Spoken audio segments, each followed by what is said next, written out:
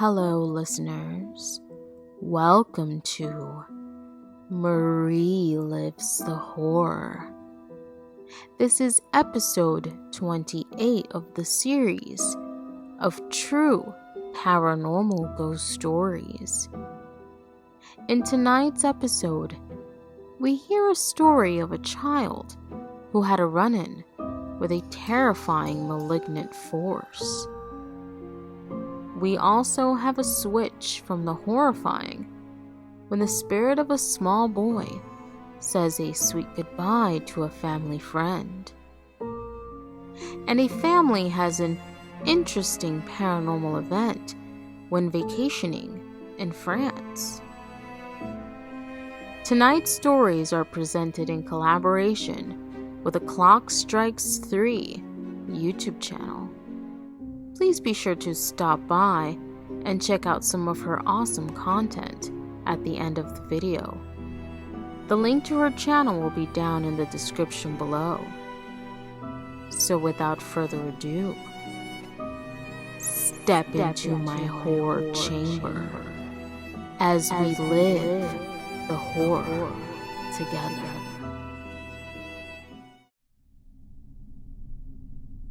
This story dates back to when I was a little kid.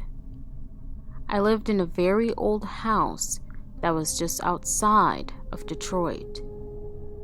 To my knowledge, this house didn't have any haunted history with previous owners, so it's really weird when this happened to me.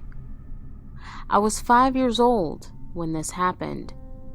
What I'm about to say is 100% true. I have my doubts on if this was a dream or a nightmare, but this felt so real that it couldn't have been one of those. It was around 3:30 in the morning. I was out like a light when suddenly I hear the voice of my dad. In a very calm tone, he told me, "Hey buddy, it's time to wake up for school." Me, being the kid I was, thought it was actually my dad saying that. So I got out of bed, got changed, and started to head towards the hall next to my bedroom. Now, let me remind you of something. In my old bedroom, there are no windows for some odd reason, so I couldn't really tell if it was night or day. As I walk out into the hallway, it is pitch black, and the only light I can see is the light coming from the full moon outside, shining into the hallway. Me, being the stupid kid I was, decided to walk down the hallway and head into the living room.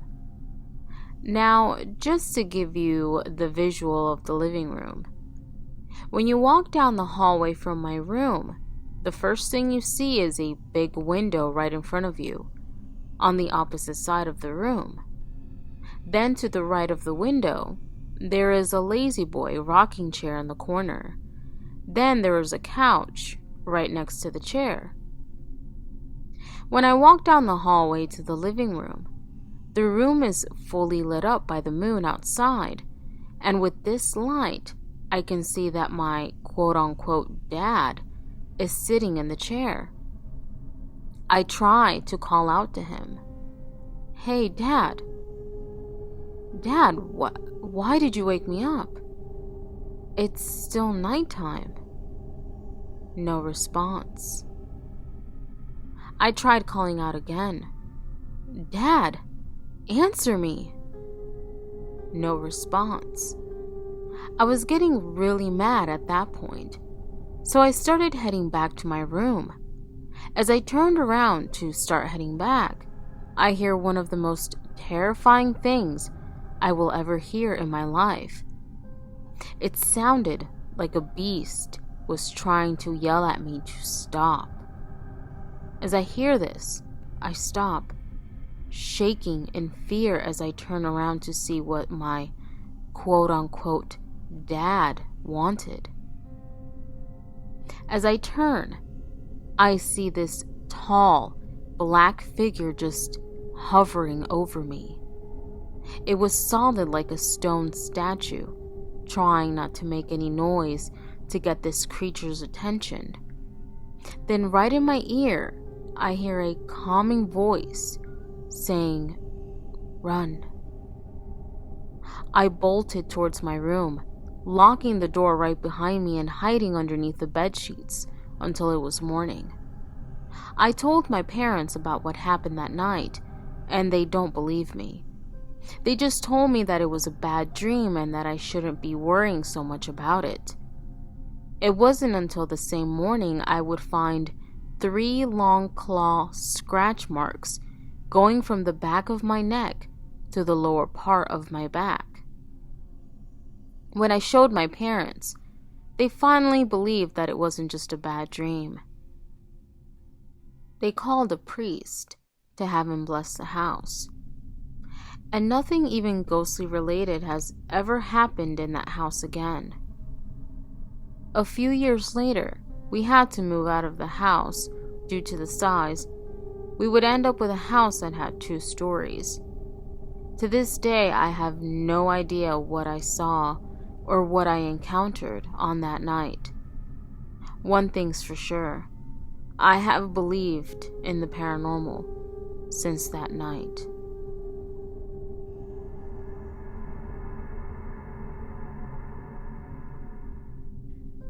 This is my first time ever posting on Reddit, so bear with me. This was in 2015, and I had just left the Marines due to injuries sustained while deployed. My wife and I moved back to my hometown, a small little area in the mountains of Virginia, where there's only about 400 people living. While back home, I was driving from the local McDonald's/gas station while it was snowing, and saw 2 people walking. The gas station's close to some houses, and a lot of people walk here due to it being a poor town, and not everyone can afford cars. I stopped and asked them if they wanted a ride. They both said yes and got into my car, and I asked them, "So, where do you all live?"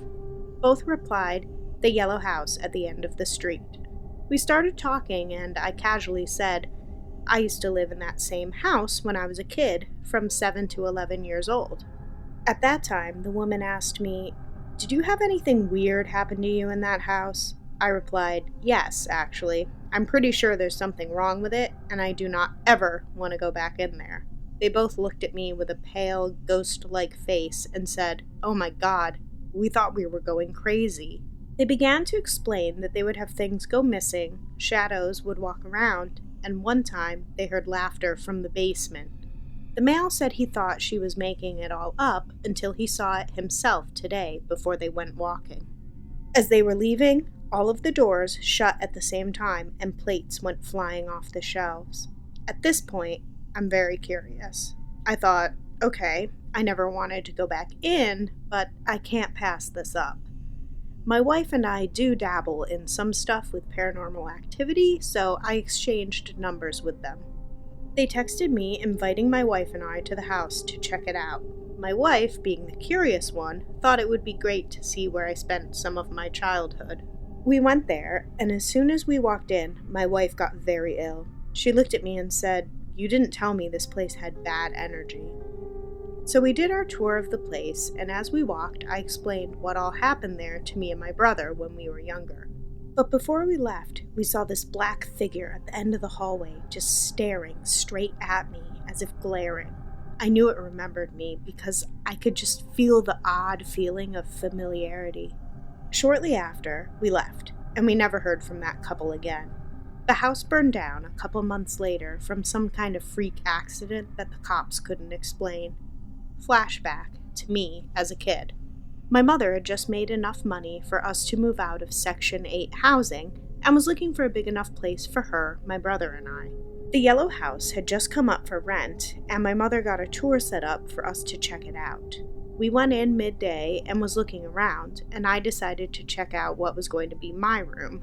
I walked in, and it was the first time my brother and I would have lots of room to play in, and I was really excited to check it out. As I'm about to leave, I heard some weird whisper from the closet and didn't really pay attention. I got to the room door, and as I went to step outside the room, something grabbed both of my legs and dragged me into the closet. I screamed and clawed my fingers into the hardwood flooring. I screamed so loud it alerted my mother and the landlord, and they came running into the room. As they opened the room door, something threw me back into the room. My mother thought I was playing and using my imagination and told me to stop goofing around. We left, and I thought nothing of it until a week later I found out we're moving into that same house. I told my mother that I didn't want to move, but it was already too late. As we moved in and settled down, I noticed in my room my fingernail marks in the wood. They went all the way into the inside wall of the closet, as if I'd been pulled into the wall. After the first month, nothing had happened and all seemed fine, and then it started. Things would go missing. My brother and my room would have toys moving at night as if someone was playing with them. It wasn't my brother. I slept on the bottom bunk and would have known if he got up. At night, we would hear small footsteps as if a doll was walking around the house. I say doll and not a child because of the specific sound it made. We heard whispers from the basement and closet. One particular day, my brother and I were going to the basement to get our bikes and some toys for outside. The stairs to the basement only had one side railing, and there was like a platform midway that had like an 8-foot drop on one side, and the basement was entirely concrete. My brother was walking down, and I was at the bottom. At the moment he made it to the platform, I saw a dark figure appear and push him onto the concrete head first. To this day, since that happened, he has had a learning delay and speech pattern disability. Whatever happened there, I don't know what it was. I know the people after us found a hidden room in the basement and were making meth and got arrested in a large drug bust. That house will always haunt me, and I will never forget the yellow house that tried to keep me. What do you guys think it was?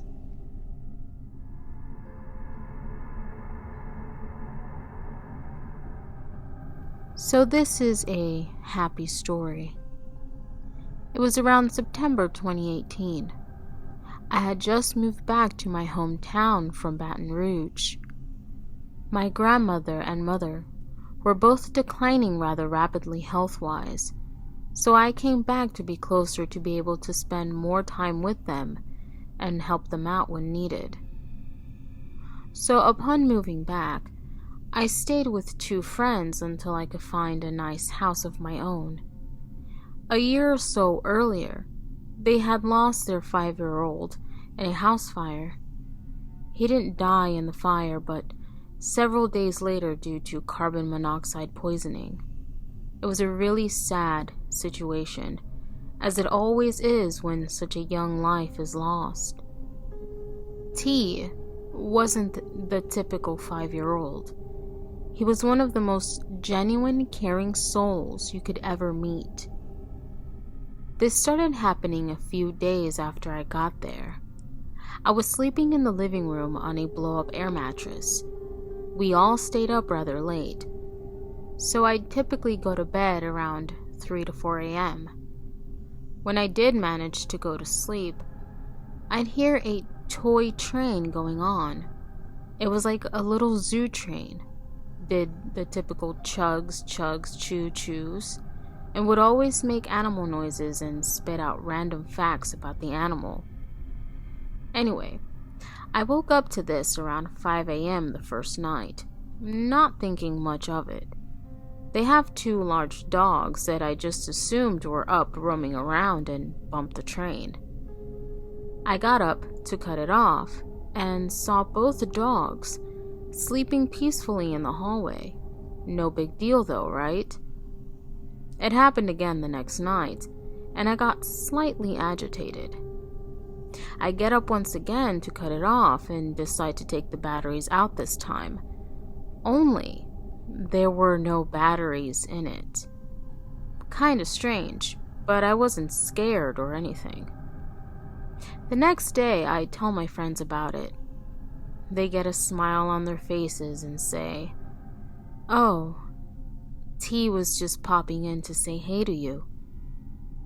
I knew the kid from the day he was born until he passed, as his parents are 2 of my very good friends. They said they had tried everything to get the train to stop because they simply thought it was malfunctioning at first. Removed the batteries, clipped the wires to the speaker, etc., but nothing stopped it from working. That's when they figured out it was T making his presence known. The next night it happened again, and upon waking up, I just said out loud, "T, I'm happy you're checking in on me, but do you think you could let Uncle K get some sleep, bud?" As soon as I said that, the train cut off, and he never woke me like that again. Just thought I'd share a feel-good, happy sort of story with all you folks.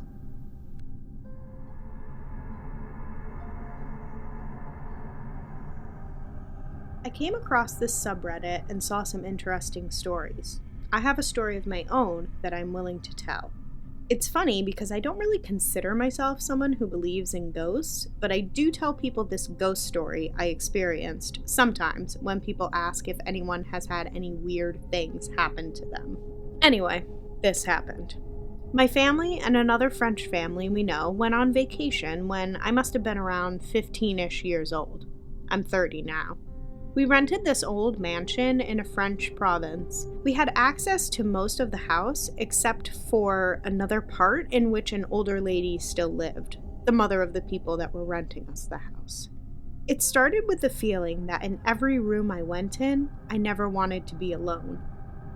Always felt like there was something there watching. It's a feeling I've never had after.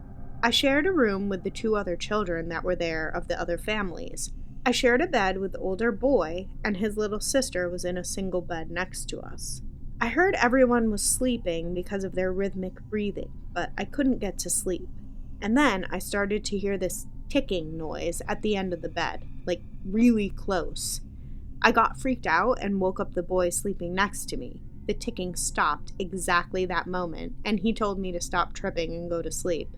The moment he fell asleep, the ticking began again. I was terrified and pulled the sheet over my head and went to sleep like that. The next day, we were supposed to leave and clean up the room, and there were 2 golf balls in the middle of the room, right at the end of the bed. I picked them up, and it was the distinct ticking sound I had heard all night. If you tap 2 golf balls together, they make a very distinct sound. Apparently, the boy from the other family had taken them from the golf course the day before, but they were in his pocket when he went to sleep. Well, not anymore. They were there in the middle of the room. I was very happy to leave because the place was scary as hell. But I asked the mother of the French family with us to ask about ghosts in the house to the renters, who had returned to pick up the key. So she laughingly asked about it. All our parents were not taking us seriously, and the renters responded very seriously. "Oh, we definitely have ghosts."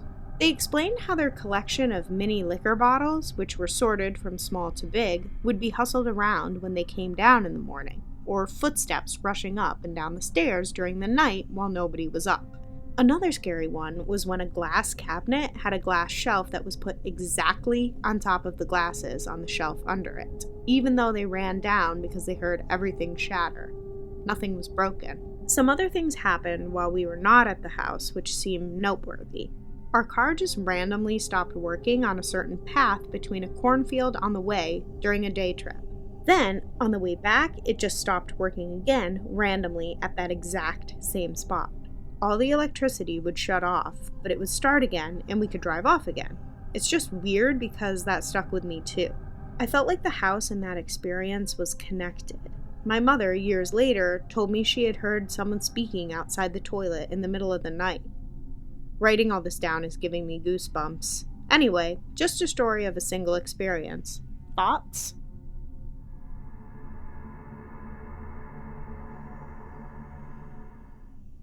This happened 3 weeks ago, and I think I'm ready to tell it. Me and my best friend went camping. He's relatively new to the hobby, so he's been tagging along with me, as I have plenty of experience camping and solo backpacking. I took him to a beginner-friendly backcountry camping site that I've gone to 24 times with various friends. It's important to note, I've never stayed overnight there alone. It was a quick 2-nighter, and we got incredibly lazy the second night and did not walk the garbage to the car, instead leaving it out for the 5 hours I would be asleep, as I had to be out of the campgrounds by 6:30 for work. We slept in separate tents next to each other because of my early dismissal. I jump out of my sleep at 5 a.m. to footsteps going past my tent, left to right. I listened closely to try and identify what animal it could be, but it sounded very human. I flashed my light outside my tent, and as quick as I beamed my light, the walking stopped. I panned my light and saw nothing. More importantly, I heard nothing. No scurrying away or running. Just pure silence besides the crickets. Obviously startled, I lay awake on my phone, refusing to go back to sleep. Roughly 10 minutes later, I hear something going through the garbage. Odd, as the garbage was on the left of my tent, but never heard any walking on the other side. Whatever was going through the trash was ferociously looking through it, not like an animal skimming the top and working its way down. I flash my light out again and yell, "Hey!" Again, silence. No running, nothing. I stayed sitting up with my light beamed outside the entire time. I don't alert my friend because although I'm pretty creeped out, it could just be a skunk or a raccoon. At first daylight, I jump out of my tent and go straight to the garbage to put everything back in. Untouched. It was exactly the way we left it. I'm frustrated, truly. I feel like my mind is playing tricks on me, and I just want to pack up, leave, and give my friend the heads up of possible animals in the area before departing. As I'm packing up, I hear the car doors open and close twice, located roughly 40 to 50 yards away behind heavy tree line. My fight or flight response kicks in, and at this point, I'm convinced someone is fucking with us, so I choose fight. I grab my axe and head over to the cars. When maybe 15 yards out, I round a corner and see my best friend walking towards me. "What the hell are you doing here?" "I fell asleep in the car." "Were you walking around the campsite an hour ago?"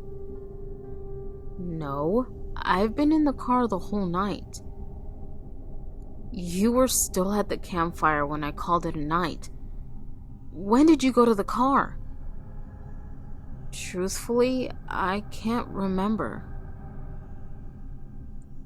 It was at that moment the realization came over me that I was at the campsite, entirely alone, being tormented by something I couldn't see or identify. A sudden chill coursed throughout my entire body. I told my friend I would explain everything later, but please pack your shit and leave with me. I went to bed back home with a nightlight on for 5 nights. I'm just now able to tell this story. I've been camping 30 to 40 times and solo backpacking 8 to 10. And never in my life have I ever experienced a night like I did that night.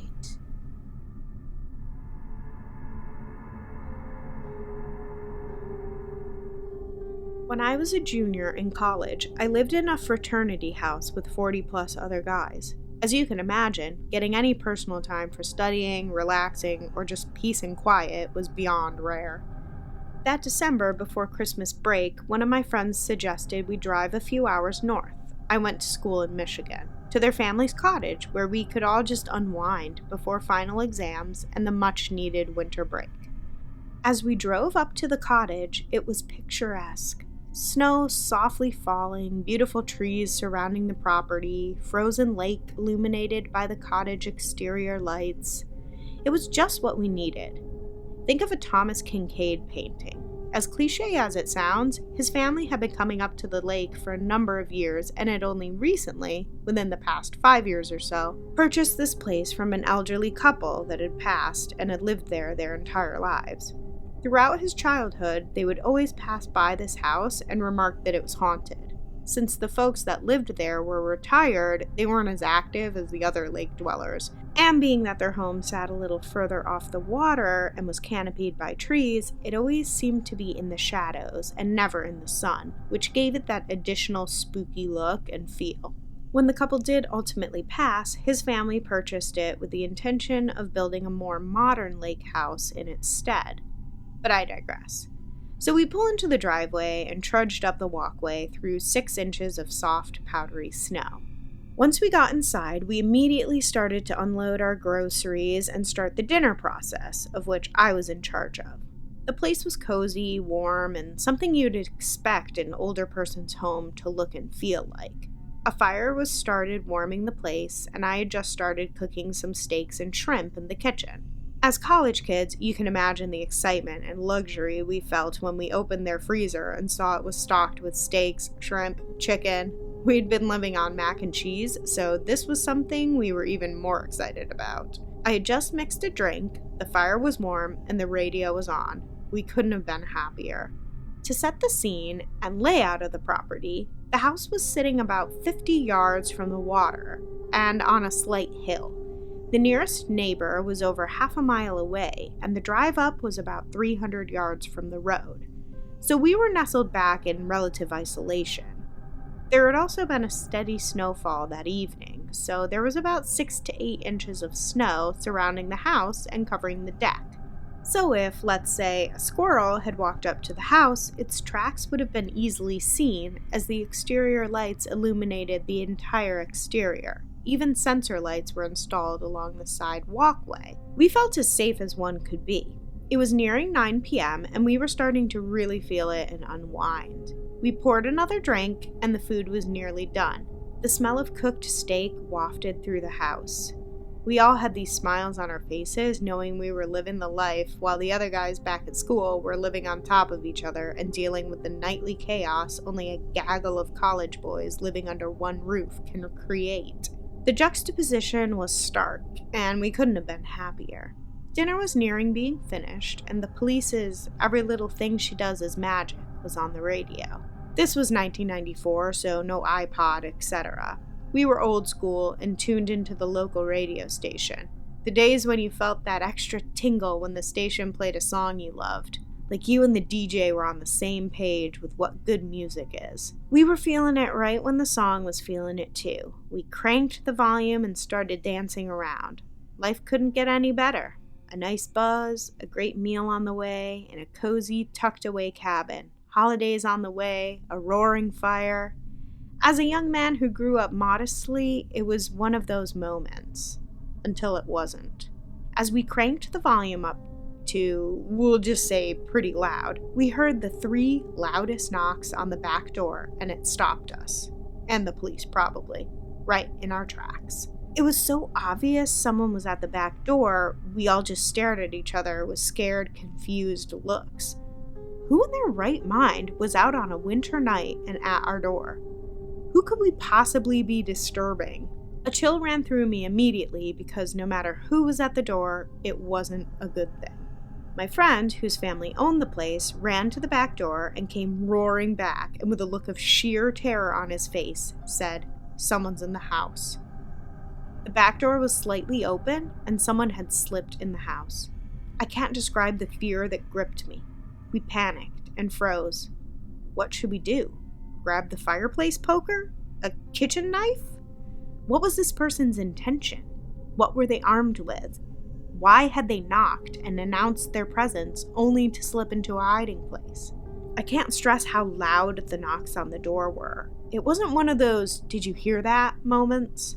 It was a needle off the record moment when you all arrive at the same thought at the same time and realize something bad is about to happen. We all caught our breath and did a room-to-room search armed with household items like mentioned above.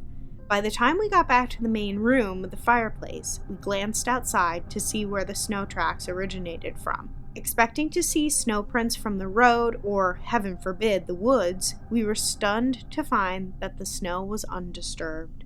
The back deck, where the door was slightly open, showed no sign of anyone that had walked up. The steps, the deck itself, the walkway leading up were all covered in the 6 to 8 inches of fresh snow. No one had approached the house from any direction.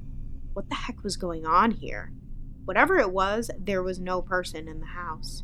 We were stuck in a cabin with something that was very upset about us disturbing them. We quickly surmised that the old couple that had once lived there wasn't happy about their nightly routine being replaced with loud music and dancing kids. This insight offered us a little comfort. After we finished dinner, we all slept in the master bedroom on the same bed. The idea of being alone and disturbing whatever lurked in that house was too frightening. The night came and went without incident, almost as if the ghost had made its point and was smug in knowing that we were afraid. In the morning, we packed up and drove out of there in a hurried manner. In the daylight, we all looked back at the snow surrounding the house. It was as pristine as the night before. Not a flake seemed out of place. I will never forget those 3 knocks.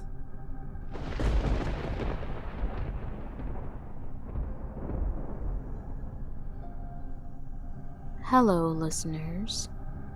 Thank you all for listening to tonight's episode of True Paranormal Ghost Stories as you live the horror with me. I would like to extend a special thank you to A Clock Strikes 3 for joining me on this episode. Be sure to check out her channel as well. You won't be disappointed. As always, if you have a true ghost story that you would like to submit for this series, check the description down below and send them over to my email. Do not forget to subscribe and click the notification bell to keep up with future episodes. Thanks for listening. I am your host, Marie Lives the Horror.